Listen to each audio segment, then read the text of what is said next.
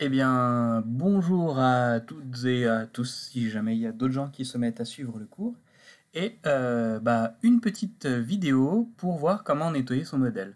Dans la précédente vidéo, pardon, on avait tout simplement vu comment mettre des photos, voir comment on utilisait globalement Metashape, et puis produire un modèle assez rapidement sans trop se poser la question du nettoyage et de son aspect définitif. Aujourd'hui, on va essayer, enfin cette fois-ci plutôt, pas aujourd'hui parce que vous risquez de voir plusieurs vidéos dans la même journée, on va voir tout simplement comment est-ce qu'on peut améliorer un peu ce rendu. Et puis, vous allez voir que dans certains cas, on va rencontrer des petites erreurs qui nécessitent de nettoyer les photos et d'augmenter un petit peu le traitement qu'on fait de nos photos à partir du moment où on les intègre dans le logiciel. Alors pour ça, je suis allé récupérer les photos Erbil Citadel. Alors la citadelle d'Erbil, c'est donc la citadelle qui est au cœur d'Erbil, qui est la capitale du Kurdistan irakien, dans laquelle j'ai eu l'occasion d'aller pour une formation en fait en 3D tout simplement. Et dans la citadelle, qui est en ce moment qui est classée UNESCO et qui fait l'objet d'un très gros projet de valorisation et de restauration. Et donc dans cette citadelle, nous avons pu nous promener et on a pu faire des photos des maisons. Et donc c'est ce que vous avez ici. Alors ici, par exemple, comme pardon, les pollens, vive le printemps. Et donc ici, comme vous pouvez le voir sur les photos, je suis en fisheye. On va dire OK. Et je suis en fisheye, c'est-à-dire que c'est un type d'objectif qui est très déformant. Qui est très déformant parce qu'on est dans des petites ruelles et que je ne pouvais pas me reculer comme je le voulais. C'est pas très important dans la mesure où je suis resté avec un fisheye tout le long, avec le même réglage tout le long de mes photos. Ce que vous pouvez aussi observer, c'est que le soleil était un petit peu fort, et donc ça risque de créer des erreurs, et c'est pour ça que derrière on a un ciel qui est gris-blanc, qui n'est pas très très pratique. Alors, les photos, si on regarde, on voit qu'elles font 72 mégaoctets, presque 73. C'est-à-dire que, évidemment, ce ne sont pas les photos d'origine, je les ai réduites, c'est-à-dire que j'ai divisé leur taille par deux, pour faire très simple. Ces photos divisées par deux, elles permettent d'être assez légères pour qu'elles puissent être envoyées sur l'épi sur le NT, et parallèlement, elles devraient être suffisamment légères pour être plus rapidement traitables par l'ordinateur, puisque si on les a diminuées, ça veut tout simplement dire qu'on a réduit le nombre de pixels. Moins de pixels sur une photo, ça veut dire moins de pixels à devoir observer, calculer, comparer, etc., etc. Donc on va gagner du temps. Mais mes photos d'origine, je les ai conservées quand même, il ne faut pas se tromper. Et donc on y va, on va refaire comme pour la première vidéo. On va tout simplement prendre nos images et on va les glisser ici sur notre logiciel. Donc vous voyez que j'ai bien mon espace de travail, 50 caméras, toutes sont non alignées, NR, et ici je vois que j'ai toutes mes photos, je peux double-cliquer dessus, je peux les voir de l'une à l'autre. Ici on voit que là j'ai des zones qui sont très surexposées, mais comme vous pouvez le voir, ici c'est très surexposé, mais j'ai des endroits à l'intérieur de la ruelle qui sont très sombres. C'est le problème d'avoir un soleil éclatant, ce qui est à nouveau le cas ici, même s'il faut rester à la maison. Revenons donc sur notre modèle et on va lancer. Alors là, je vais essayer de laisser un tout petit peu de temps pour que vous fassiez vous-même. À votre avis, quelle est la première chose qu'on fait? Si vous répondez on lance le traitement, eh ben non, la première chose qu'on fait c'est sauvegarder son modèle. Je sauvegarde, cette fois-ci je vais dans Erbil Citadel et puis je fais tout simplement, je l'appelle comme je veux, Erbil Citadel 1 parce que j'ai pris d'autres objets, j'ai pris d'autres structures dans la citadelle. J'enregistre et maintenant je vais pouvoir passer au traitement. Le traitement très simple, on va commencer par aligner les photos. Je laisse une sélection basse. Alors peut-être certains d'entre vous, vous aurez présélection par référence. Il se trouve qu'ici j'ai utilisé mon appareil photo habituel en fait pour faire des relevés par photogrammétrie et il a un capteur GPS que j'avais laissé allumé. Alors pour ceux qui ont l'habitude d'utiliser un GPS, je ne sais pas si c'est votre cas, mais ce qui se passe c'est qu'on est dans des petites ruelles et que donc ça marche pas très bien dans des ruelles, ce qui fait que le signal GPS il est un peu bidon, donc de toute façon il vaut mieux le désélectionner. Donc, j'ai désélectionné présélection générique, j'ai désélectionné présélection par référence. Je vais sur Avancer, ici je ne modifie aucun paramètre, et j'y vais, OK. Normalement, les calculs devraient aller vite, puisque les photos donc sont pas très volumineuses.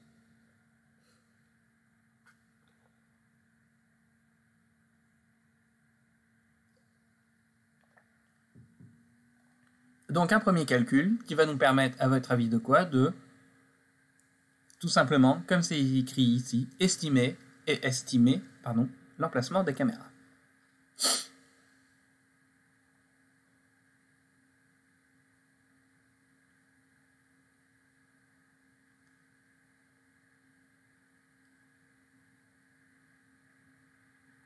Une fois de plus, ça va assez vite, on est en résolution basse sur des photos qui ne sont pas très lourdes. Donc vous voyez que j'ai un premier aperçu de mes points de liaison, et si j'affiche mes caméras, eh ben on voit que j'ai bien fait des tirs parallèles. Voilà, j'ai pris des prises de vue parallèles, alors j'ai pris des fois avec différents niveaux. Vous voyez qu'ici, si je zoome, on voit que j'ai des photos plus ou moins parallèles ou plus ou moins en contre-plongée, parce que le sol est là, donc contre-plongée. Qui me permettait tout simplement de capter les détails, par exemple, de la petite avancée là qu'il y avait en haut du mur. Une fois que j'ai ça, je vois que évidemment je suis encore orienté aux fraises, donc je vais orienter, cette fois-ci j'appuie sur 1 pour une vue de face, je vire la perspective, je suis à 30 degrés, moi j'aime pas ça, je préfère la vue isométrique, donc je me mets sur 1 pour avoir la vue orthographique, pas isométrique, c'est pas exactement la même chose, et j'y vais, je déplace mon objet. Alors, pourquoi il est grisé ? Ah là là, alors...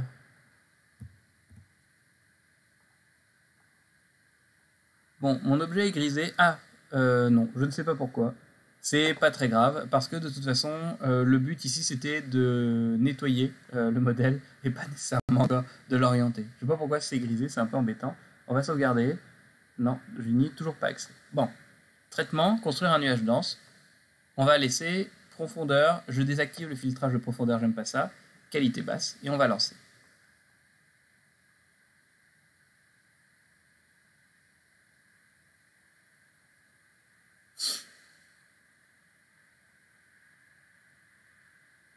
Ah, je sais pourquoi je peux pas désactiver mon objet. Il a quand même dû prendre en compte mes points de référence. On va aller voir ça tout à l'heure.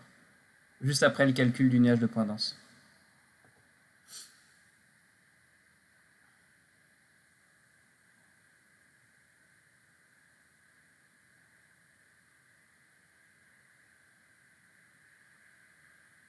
Donc une fois de plus, quand je saurais utiliser un logiciel de montage, je réussirai à couper ces petites parties pas très passionnantes, j'en conviens. Ça vous permet de voir que la photogrammétrie, c'est beaucoup d'attente. Il faut être patient, et c'est comme ça.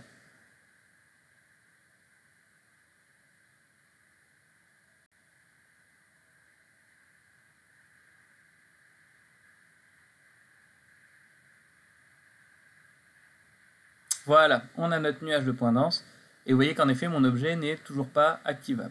Je vais l'afficher, et vous voyez ici, il y a un problème, c'est tous ces points blancs. Tous ces points blancs, ils sont très embêtants, parce qu'en fait, ils sont... c'est du bruit, c'est de la fausse information. En fait, c'est dû au ciel, c'est les nuages qui se déplacent, c'est des bouts de ciel qui se déplacent, et ça, le logiciel ne sait pas que c'est pas une surface. Lui, il se dit que c'est une surface gris-bleu, un peu blanche, grise de temps en temps, mais c'est tout. Il ne peut pas savoir que c'est le ciel qui est lointain, parce que les effets de perspective sur le ciel, ça marche pas très bien. Et donc, ici, la première chose qu'on va pouvoir faire, vous voyez qu'ici j'ai des petites ratées, mais c'est pas forcément très très grave pour l'instant. La première chose que je vais pouvoir faire, c'est d'aller d'utiliser l'outil de sélection que je vais montrer, et j'y vais, je nettoie. Alors, il faut bien cliquer dessus, sinon on vire notre objet, et je vire, je nettoie, et hop, je clique, et je nettoie progressivement. J'appuie sur supprimer, et je continue, j'appuie sur supprimer. Alors, je crois que j'ai oublié d'afficher... Je vais vous afficher les commandes. Voilà. Donc maintenant, je continue. J'appuie sur supprimer, delete, supprimer. Mais vous voyez que c'est un peu fastidieux, ça marche pas très bien, je risque de taper dans le nuage, et puis ça rajoute du temps, et ce qui fait que qu'est-ce qui va se passer quand je vais créer ma texture? Est-ce que je vais avoir les mêmes problèmes? Donc en fait, ici, ce qu'il faudrait faire, c'est plutôt nettoyer les photos d'abord. La première chose déjà qu'on va faire, c'est déjà réorienter l'objet, donc on va tout désélectionner. Ici, vous voyez que dans le panneau des références, en fait, il utilise les coordonnées géographiques des photos. Et on va tout désélectionner. Et d'ailleurs, il me semble qu'on peut désactiver, mais je suis pas sûr. Non, on peut pas désactiver. Ah si, décocher. Est-ce qu'il y a tout décoché? Non. Et si je sélectionne tout ça et que je fais espace, voilà. Alors espace, c'est le bouton pour cocher, décocher. Donc je sélectionne tout, j'appuie sur espace, et là c'est bon. Là j'ai tout désélectionné, je rafraîchis mon modèle. Vous verrez plus tard, hein, on va revenir sur ces questions de rafraîchissement. Je reviens dans l'espace de travail parce que c'est ça qui nous intéresse pour l'instant. Mais maintenant, vous voyez que si je me mets de face, je vais pouvoir orienter mon modèle. Et donc vous avez vu cette orientation qui était aux fraises, et ben c'était celle que le logiciel avait déduit par rapport à l'emplacement, les marqueurs GPS qui étaient liés aux photos. Parce qu'en effet, bah, comme j'étais dans un... En fait, quand on est dans des ruelles, le signal GPS, il vient du satellite. Et il rebondit contre les murs d'une ruelle. C'est pour ça que ça ne marche pas dans la ville. En revanche, c'est pour ça que dans la ville, on peut être très bien localisé dans une ville, tout simplement parce que on va utiliser le réseau téléphonique, qui a une autre forme de localisation. Et un mauvais GPS plus un bon réseau téléphonique, ça nous donne quelque chose qui est plus précis que juste un bon GPS. Donc c'est quelque chose à savoir. Bon, en attendant, je vais revenir sur mon objet et je vais le pivoter. Donc on le pivote, je vais l'orienter rapidement, je veux juste qu'il soit correctement orienté, c'est tout ce qui m'intéresse. Donc ici, je me mets en vue de face, je désactive tout ça, et voilà. Ici, j'ai quelque chose qui a l'air de fonctionner. Je me mets bien, je me mets en vue sur le côté, la vue sur le côté c'est 3. Voilà, je m'oriente. Voilà, bien parallèle. La vue sur 1, là ici, je suis content. Et la vue 7, je vais très légèrement. Voilà. Et là, j'ai quelque chose qui fonctionne. Alors maintenant, vous voyez que la boîte englobante, ici, elle vient me couper le haut de la maison, puis elle est trop large sur d'autres endroits qui ne m'intéressent pas. Ici, c'est pas très intéressant. Donc, je vais aussi reprendre la boîte englobante. Un truc à savoir avec la boîte englobante, c'est que par défaut, on estime que dans la région, là, la face qui est rouge, on estime que c'est le bas. Donc, on va aussi en profiter pour la mettre vers le bas. Donc, on y va, on l'oriente. Alors, comme vous pouvez le remarquer, orienter la boîte englobante quand on est en vue orthographique, c'est pas très facile. Alors ici, il faut aussi que je la déplace. Donc, je déplace la région comme ça, un peu en Z, parce que c'est ce qui m'intéresse. Donc, la première chose que je vais faire maintenant qu'elle est à peu près bien placée, c'est que je vais déjà l'orienter pile sur ce qui m'intéresse par rapport à ma vue. Je vais faire semblant de comprendre la perspective. Vous voyez que là, comme je n'ai pas de perspective, je peux parfaitement aligner tous mes bords. Voilà. Et ensuite, vous voyez que, vu du dessus, je vais refaire la même chose. Là, je vois qu'elle est bien alignée, mais je vais la redimensionner directement. Redimensionner, ça permet de toucher les coins. Donc, par exemple, ce bout de sol ne m'intéresse pas. Ici, en revanche, ça m'intéresse. Là, ce côté, je vais le couper parce que ça ne m'intéresse pas. Je vais me remettre vue de face. Je vois que ça va, je capte assez haut. Je vais pas couper, je vais arrêter de couper la maison. Maintenant que j'ai ça, je vais sauvegarder, parce que je me suis quand même embêté à bien localiser ma maison.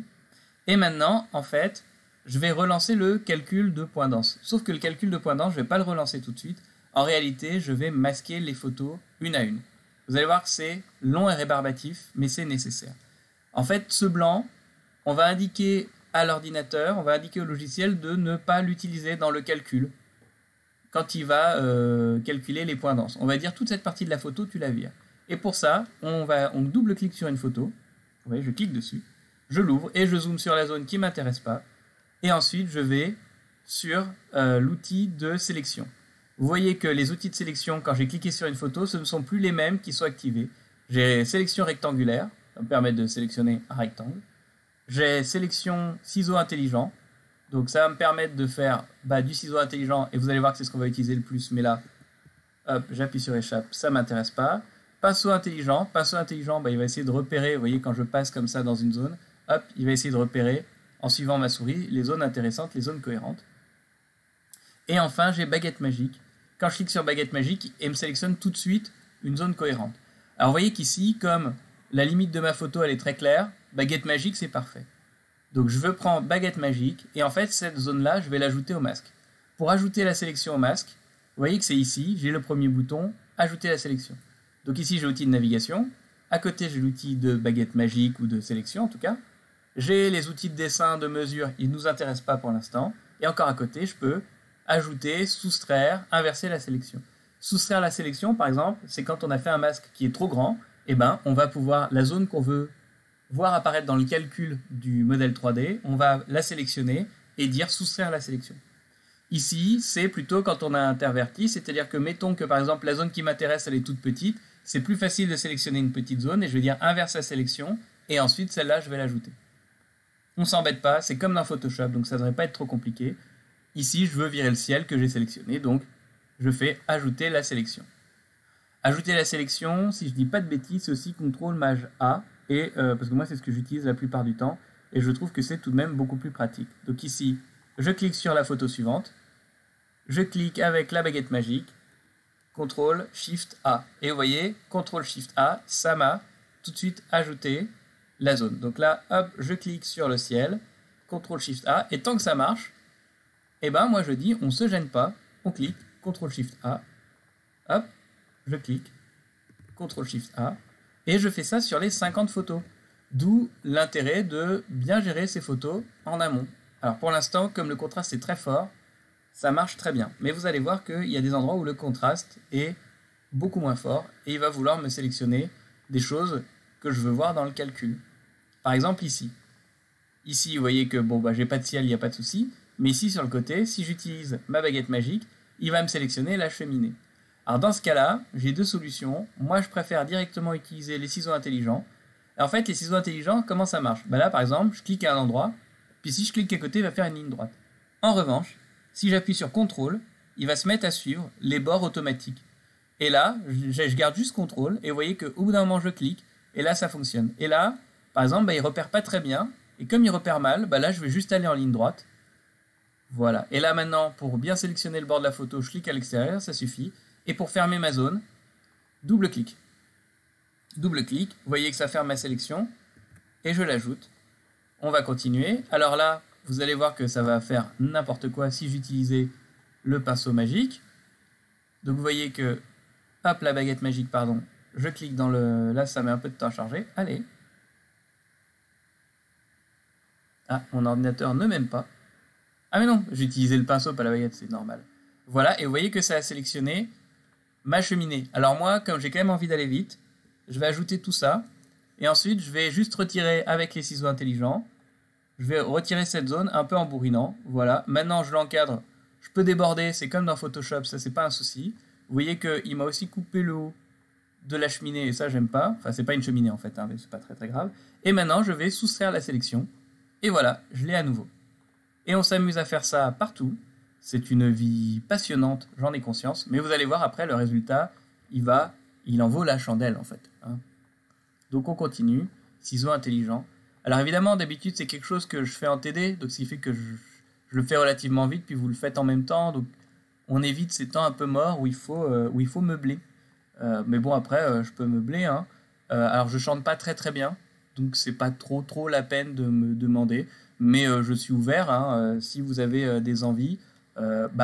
Vous, par exemple, passez-vous de la musique, et puis je créerai un bon coup pour quand j'aurai fini. Comme ça, vous pourrez couper la musique, vous m'entendrez. Là, promis, je me tais le temps de finir. Comme ça, vous pouvez passer de la musique tranquillou.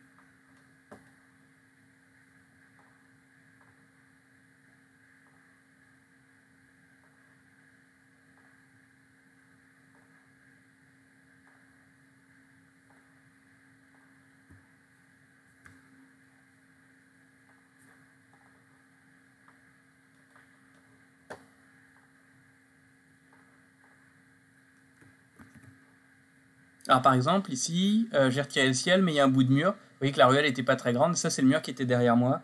Donc je vais le rajouter. Et là, je fais juste une grande sélection rectangulaire. Je passe à l'image suivante. Voilà, hop, je la prends d'un coup. Je l'ajoute. Et ensuite, avec la baguette magique, je sélectionne le reste de ciel. Tout simplement. Je peux aussi faire du travail à la chaîne. C'est-à-dire que je vais sélectionner toutes ces zones-là. Et ensuite, je rajouterai le rectangle pour chaque photo. Ça me permet d'accélérer un tout petit peu.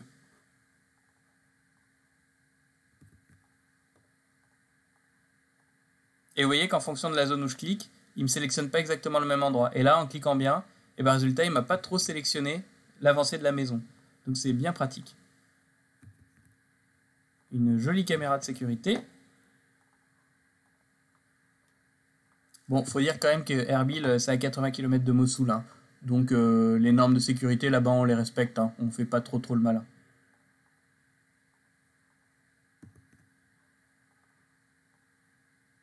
Là, vous voyez que ça fait n'importe quoi.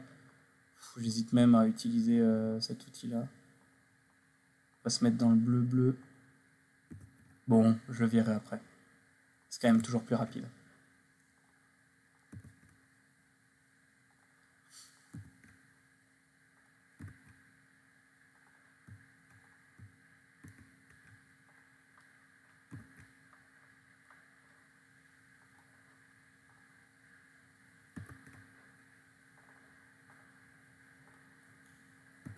Vous voyez aussi, ici, là, je vais pas forcément revenir sur cette zone parce que comme c'est une partie de la maison, c'est une partie de la façade que j'ai pas vraiment relevée en photogrammétrie, je m'en fiche que cet endroit-là rende pas très propre parce que de toute façon, je le supprimerai de mon modèle final.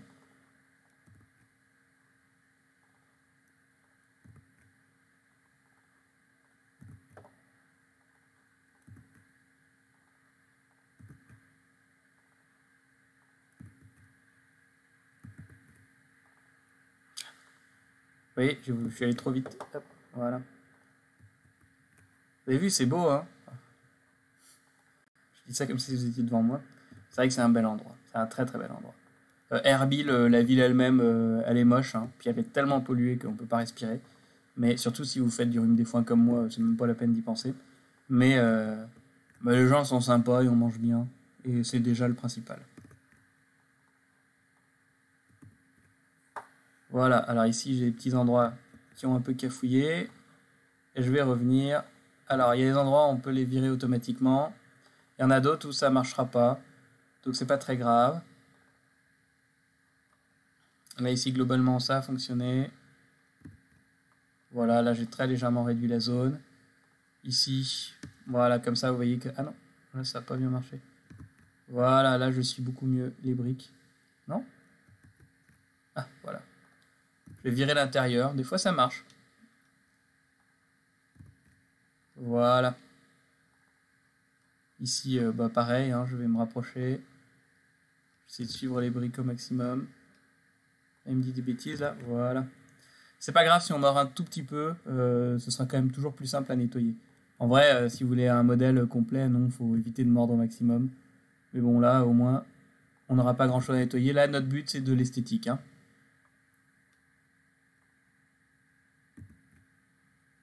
Donc moi, je fonctionne souvent comme ça, je fais des allers-retours, ça me permet de faire les mêmes gestes et donc d'aller le plus vite possible, d'être très automatique. Voilà. Ah non, là j'ai un petit bout. Ça ne devrait pas changer grand chose, qu'on est très loin, mais dans le doute, j'aime pas trop laisser ça. Alors là, ici, on a fait n'importe quoi. Ah mais non, là c'est le bout de mur qu'on voulait récupérer. Donc là, par exemple, hop, je vais revenir à ciseaux intelligents. Vous voyez, je me suis mis loin. Et ah non, c'était idiot. Alors, pour virer, voilà, j'appuie sur échappe. Et je reviens. Et là, vous voyez qu'il ne voit pas bien mon bout de mur. Donc je le devine, je vois qu'il est là. Je vais être un tout petit peu large sur cette photo, c'est pas grave, parce que comme les autres, c'est l'inverse, ça va se compenser. De toute façon, ce qu'il voit pas, il le remet pas. Donc ça règle le problème, hein. C'est pour ça que c'est pas grave. Bah non, c'est dans ce sens-là. C'est pour ça que c'est pas grave si on coupe des fois un peu trop court, parce que c'est juste que l'information apparaîtra pas. Et à mon avis, il vaut mieux avoir un tout petit peu de choses qui sont manquantes ou qui apparaissent de façon un peu moins bonne que des fausses informations qui s'affichent. Moi, j'aime pas beaucoup les fausses infos, donc voilà, c'est d'un point de vue scientifique, le risque est moins grave, en fait, je dirais. Les enjeux sont beaucoup moins graves. Ne pas repérer un truc important, c'est dommage, mais repérer un truc qui est carrément faux, c'est très grave. Donc, hop, et là, je finis de rajouter mon rectangle sur ces zones-là, et là, je pense que... Ah non, on n'est pas bon. Et ça, bah, vous voyez, ça va nous permettre de créer des masques. Voilà, je crois que je suis bon. Voilà. Créer des masques, en fait, c'est des choses qu'on peut faire, par exemple, quand il y a des gens qui se déplacent sur deux photos. On va pouvoir masquer les zones où les gens se situent. Et ici, vous voyez là les filtres. Je vous en avais parlé à la précédente vidéo. Et ben, je vais pouvoir cliquer sur ce filtre-là qui signifie afficher les masques. Et vous voyez que pour chaque photo, j'ai en noir la zone masquée et en blanc la zone pas masquée. Et je vois que là, il n'y a pas de masque. Alors ça, c'est idiot. Et ce qui fait que je vais le rajouter tout de suite. Et vous voyez, il apparaît au fur et à mesure. Donc, hop, je rajoute mon masque, baguette magique, masque. Et voilà, là, on voit bien la silhouette qui apparaît. Et j'ai des masques partout. Maintenant que j'ai un masque partout, qu'est-ce que je fais à votre avis? Eh ben, je sauvegarde. Et maintenant, on va relancer le nuage de points. Dense. Le premier nuage de points, il est très bien. On ne veut pas tout resituer. On va juste lancer le nuage de points dense. Donc on y va, qualité basse, avancer. Normalement, on va tout laisser comme ça et ça devrait fonctionner, vous allez voir. Alors le masque, c'est aussi un truc qu'on peut utiliser dès la première étape pour la construction du nuage de points éparse. Tout simplement parce que, par exemple, on peut demander au logiciel de ne pas faire de calcul sur les points qui se situent dans des zones concernées par des masques. Et ça va nous permettre, par exemple, de cacher un fond. Si on veut faire tourner un objet sur un plateau tournant, parce qu'on ne peut pas déplacer l'appareil photo, mettons qu'on est dans un studio, on est face à un mur, on n'a pas beaucoup d'espace, dans des réserves de musées, par exemple. Dans ce cas-là, on va faire tourner l'objet sur lui-même, et comme on va masquer tout le fond, l'appareil ne sera pas surpris qu'il y a un objet qui bouge, alors que le fond ne bouge pas. Parce qu'il va regarder que l'objet, et que le fond est masqué, lui, il va voir que l'objet bouge. Donc il va estimer que le photographe s'est déplacé autour de l'objet. Et ça va fonctionner très très bien.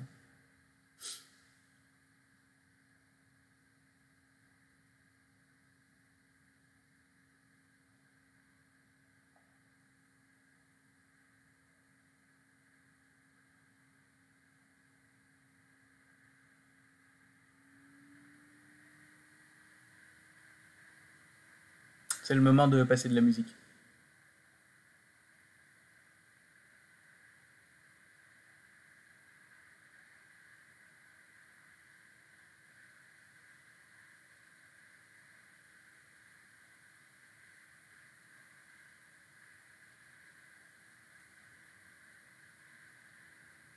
Et voilà, et là vous voyez que j'ai encore du petit bruit qui apparaît, mais que globalement, voilà, je vais me mettre en mode parce que j'allais faire des bêtises, et vous voyez que globalement j'ai plus du tout ce problème de ciel.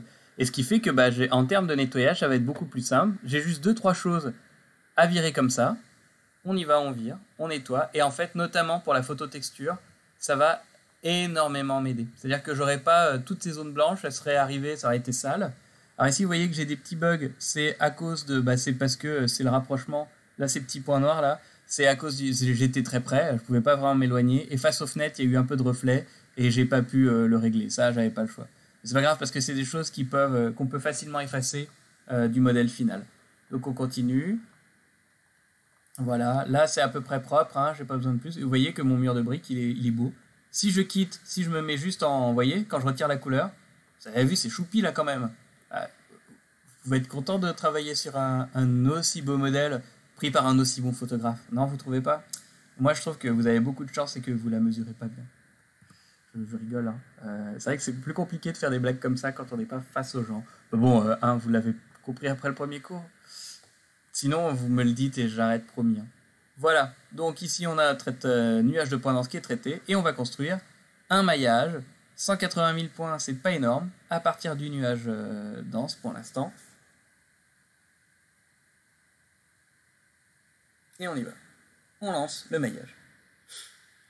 Une fois de plus, hein, pour l'instant on le fait dans Metashape parce que c'est pratique, mais la qualité du maillage de Metashape, elle n'est pas extraordinaire. Et je trouve que c'est très long pour une qualité qui n'est pas folle. Mais là, comme il y avait peu de photos, qu'elles sont pas très denses, qu'on les a nettoyées, qu'il y a des masques, vous allez voir que ça va bien fonctionner.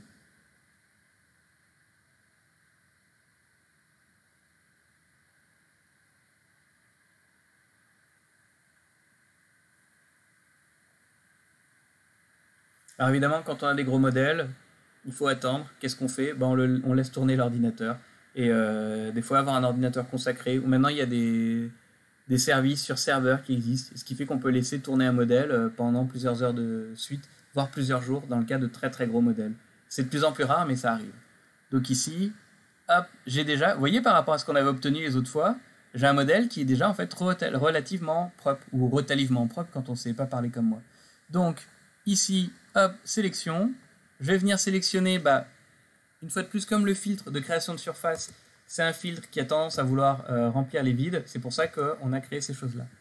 Alors vous avez dû voir que des fois je clique pas à nouveau sur ici, c'est-à-dire je reviens pas avec ma souris cliquer sur navigation pour sélection. En fait, vous voyez que si j'appuie sur la barre d'espace, ça me permet de... Oui, ça c'est l'icône barre d'espace, c'est pas très pratique, mais c'est comme ça. Donc quand j'appuie sur la barre d'espace, vous voyez que je passe de sélection à navigation. Et donc là, ça me permet d'aller plus vite. La barre d'espace, hop, j'y vais, je supprime. Bon, pour déplacer en gardant le bouton central de la souris, c'est pas un souci. Là, ici, je supprime. Vous allez voir, je vais devoir faire tourner mon modèle. Donc, barre d'espace, je le pivote bien. Et barre d'espace, hop, et je continue.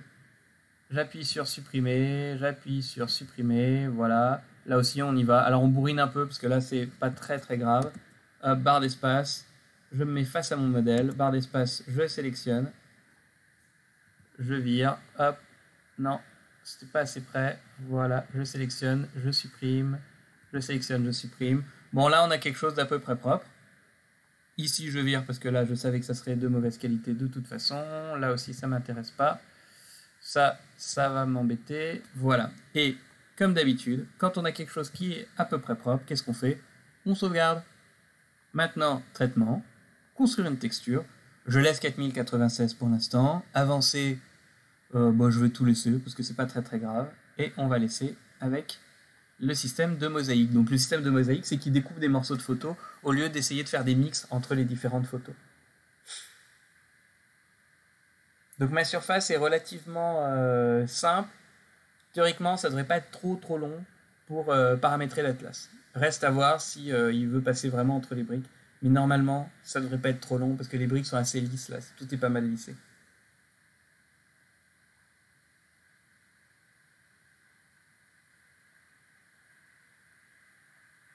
C'est le moment de passer de la musique encore. Vous savez, hop, pause, pas pause, voilà.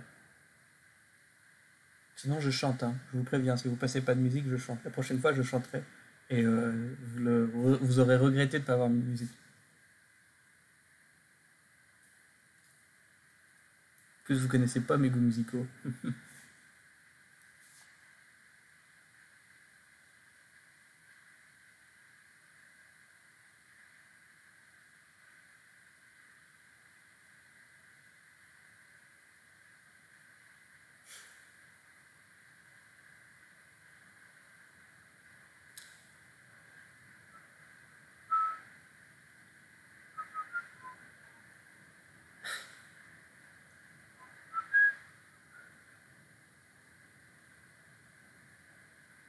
Je m'essaierai jamais à chanter Eleanor Rigby, hein, vous en faites pas. J'ai pas la voix du tout pour. Ouais, c'est mal barré, donc non. Vous en avez de la chance d'avoir des cours enregistrés. Hein.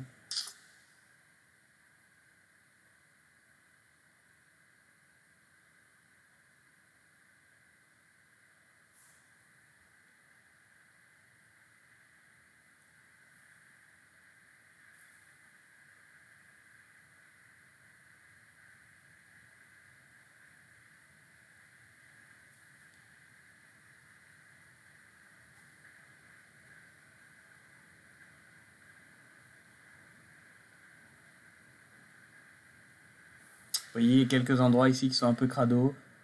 Ça, c'est parce que c'est la zone où il y avait des barbelés.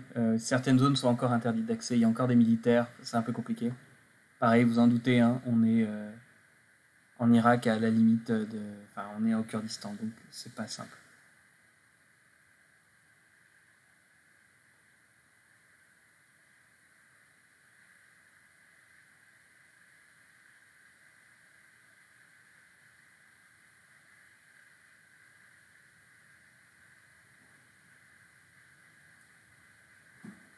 L'ordinateur chauffe pour l'instant.